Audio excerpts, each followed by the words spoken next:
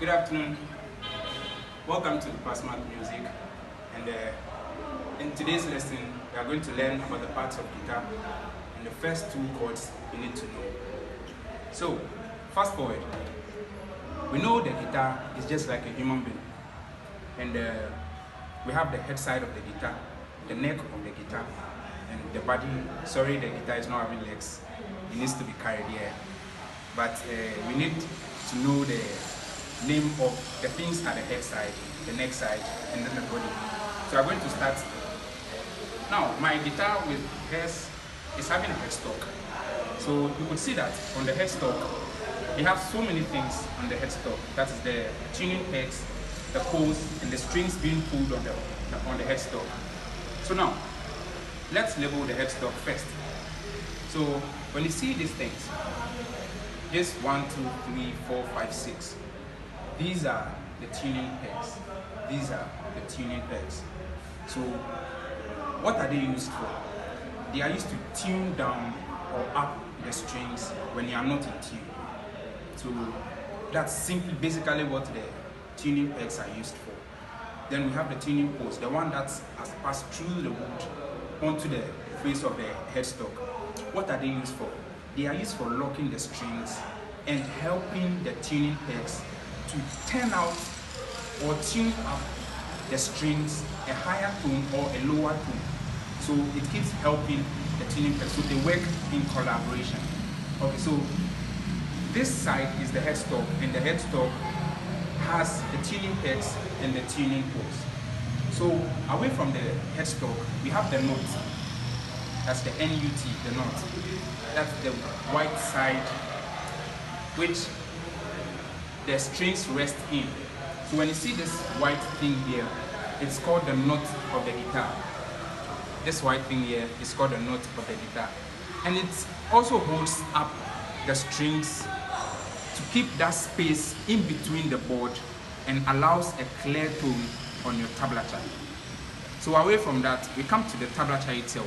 So what is the tablature? The tablature is the fretboard, where you see these metals and indications with the black board like this, where you play your fingerboard, is called the tablature. So the tablature has indicators. What are the indicators? These are the indicators. 1, 2, 3, 4, 5, 6, 7. And your indicators are not here alone. They are here too. You could see that one indicator here, one indicator here, one here, one here, one here, one here. And you could see 2 here and 2 here. And it's not on this guitar alone. You could see that there's 2 here and there is 2 here. Yeah, that simply should tell you that the one that designed the guitar. Yeah, you could understand that with me. So away from that, let's come to this side of the guitar. This side of the guitar is called the hunchback. This side of the guitar is called the hunchback. From the hunchback, you go to the truncated shoulder. Yeah, you go to the truncated shoulder. We have guitars that have this shoulder here. They also have a name, but this is what we are dealing with today. That will be done another time. So we have the truncated shoulder. Then we come here. This is the body of the guitar. And the body of the guitar has so many things on it, and they all have names. So the first thing we are going to look at is the tuning meter or the tuning board. What is a tuning board? This is a tuning board. When you switch this on, you could see that when you play a string, it shows the string you are playing here, and it shows whether what you are playing is correct with the green light or not. Now, to check your sound, you need your equalizer to check your sound, and the equalizer works with your tuning meter, and these are your equalizers. You need to know how to use your equalizers. If you don't, watch out for a video that will show that stuff. And you know what the bass is used for, what the MIDI 1 is used for, what the MIDI 2 is used for, what the pressure is used for, what the treble is used for, and the sound you need when playing a particular song, and how you are going to tune your equalizer. Let's move on. We come to the pick hole. This is the pick hole. This is the pick hole. What is the pick hole used for? It helps as a speaker to say out what the strings are communicating. So the tuning hole simply is the amplifier of the acoustic guitar. So you could see that from the electric guitar side, they have a combo with an effect board that gives it sound. But this one, it uses the pick hole, which everything you play sounds from the pick hole. Now, we come here. This is the bridge. This is the bridge. So all of this is included in the bridge. But what actually is the bridge is this white thing running under the strings here. That is the bridge. And we have the string pins. We have the string pins. These are the string pins. What are the string pins used for? The string pins are used for holding firm the strings at bay. They are used for holding firm the strings at bay. And you can see that the tuning pins are 6. Now let's check something. 1, 2, 3, 4, 5, 6. You could see that once the pins are 6, the strings are also 6. Yes, the strings are 6.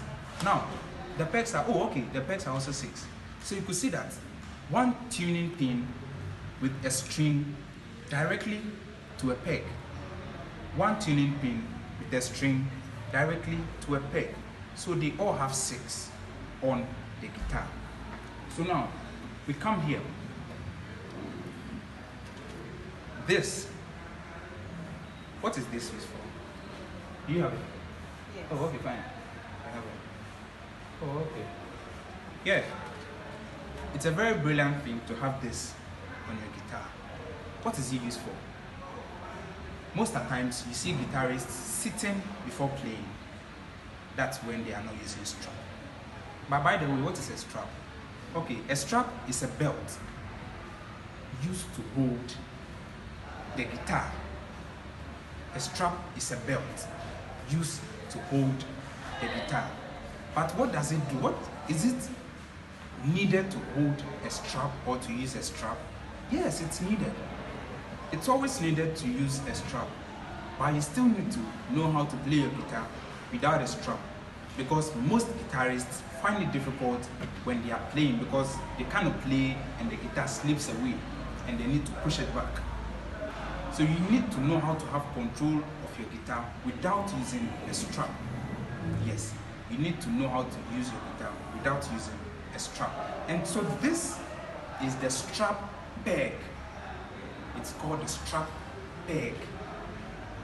The strap peg. It's called the strap peg. It's 2. We have one here and we have one here. Yes. We have one here and we have one here. The same with this. We have one here and we have one under here. And they are used in holding the strap. And the strap helps you to hold your guitar on your shoulders. Okay, so it's very, very good when you use your straps. Yeah, oh, thank you. I never knew you have a strap here. Oh, okay. So this is the strap. This is the strap. Let's check something out. So, yeah. Wow, so tight. Yeah. Then we fix this one to here.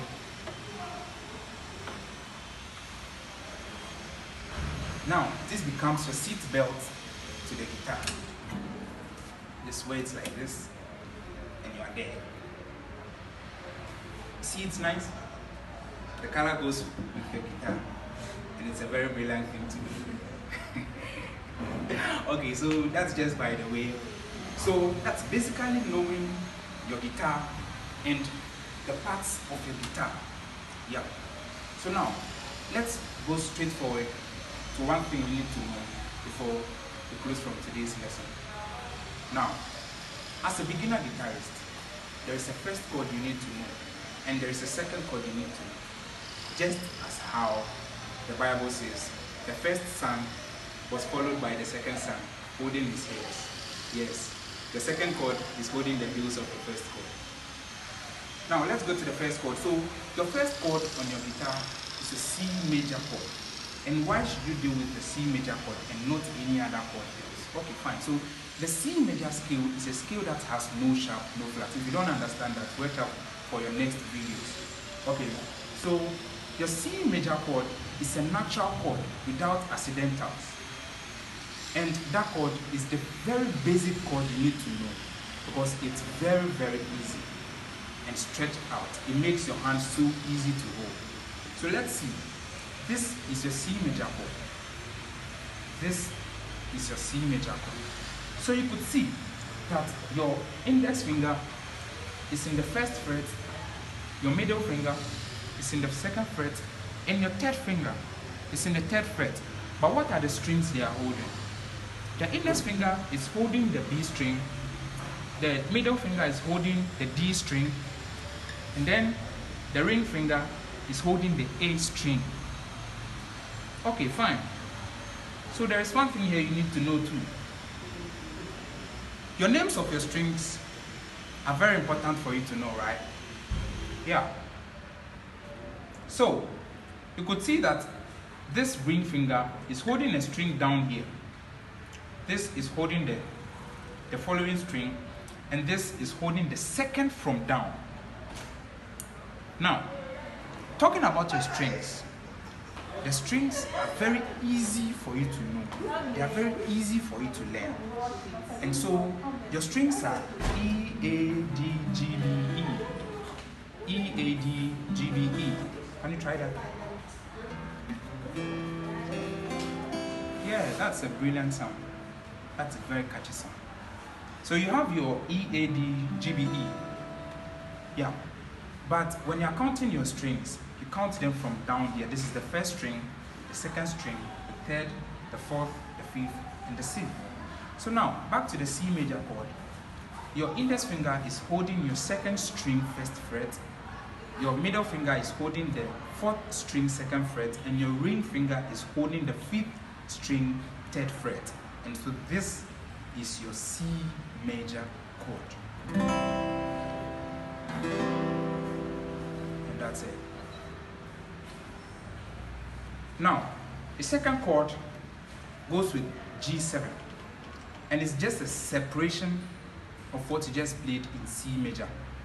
So you could see that in holding G7, you move your index finger down to the high E string, your middle finger now to the A string, and your ring finger now to the low E string, and you just play. And that's it. So now let's practice the two. C major, G7, back to C major. Thank you for today's video. Watch out for more. By the way, this is Passmat Music. Music is very excellent with Passmat Music. Passmat Music, excellence in music.